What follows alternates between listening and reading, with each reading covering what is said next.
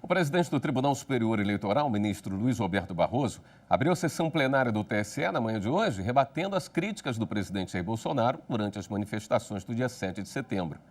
Para Barroso, é preciso entender primeiro que a democracia vive um momento delicado em diferentes partes do mundo, em que o populismo, o extremismo e o autoritarismo têm se manifestado frequentemente de forma simultânea.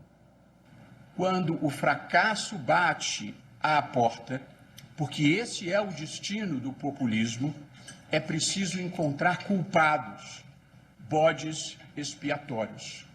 O populismo vive de arrumar inimigos para justificar o seu fiasco. Pode ser o comunismo, pode ser a imprensa, podem ser os tribunais. As estratégias mais conhecidas praticadas no mundo são: 1. Uso das mídias sociais, estabelecendo uma comunicação direta com as massas para inflamá-las. 2. Desvalorização ou cooptação das instituições de mediação da vontade popular, como o legislativo, como a imprensa e as entidades da sociedade civil. E a terceira estratégia é o ataque às Supremas Cortes ou Cortes Constitucionais, que têm o papel de, em nome da Constituição, limitar e controlar o poder. O ministro Luiz Roberto Barroso rebateu uma a uma as declarações feitas pelo presidente Jair Bolsonaro.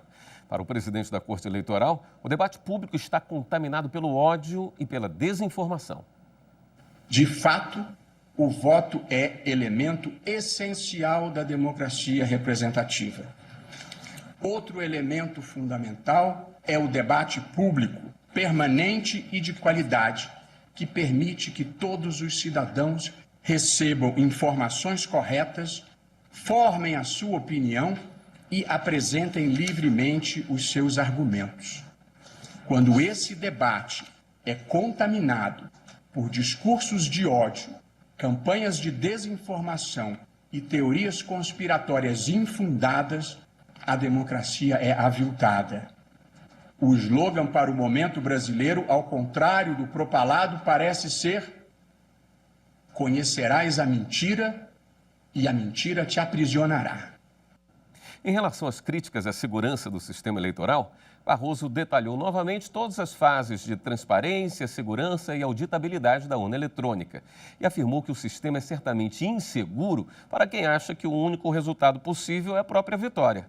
E afirmou ainda que a contagem manual de votos representaria um retrocesso. As eleições brasileiras são totalmente limpas, democráticas e auditáveis. E por esse sistema foram eleitos Fernando Henrique Cardoso, Lula, Dilma e Bolsonaro. O sistema tem mais de 10 camadas de auditoria, ou seja, a possibilidade de verificação externa da sua integridade. Agora, prezados ministros, população brasileira, contagem pública manual de votos é como abandonar o computador e regredir não à máquina de escrever, mas à caneta tinteiro. Seria um retorno ao tempo da fraude e da manipulação. Se tentam invadir o Congresso Nacional e o Supremo Tribunal Federal, imagine-se o que não fariam com as sessões eleitorais. Barroso lembrou que depois de 3 anos de campanha contra as urnas eletrônicas, o presidente da República não apresentou nenhuma prova de fraude. O presidente da República repetiu incessantemente que teria havido fraude na eleição na qual ele se elegeu. Disse eu, então, à época, que ele tinha o dever moral de apresentar as provas. Não apresentou. Continuou a repetir a acusação falsa e prometeu apresentar as provas novamente.